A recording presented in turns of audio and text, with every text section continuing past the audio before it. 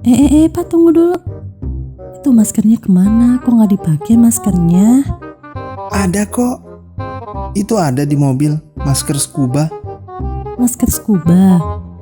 Bukannya masker itu kurang efektif mencegah virus corona dan gak disarankan loh oleh WHO loh, Pak. Emang Papa belum tahu ya? Belum tahu tuh, Ma. Kayaknya semua masker sama aja. Jadi belum tahu. Ya udah deh, kalau gitu kita lihat aja ya video infografis berikut ini.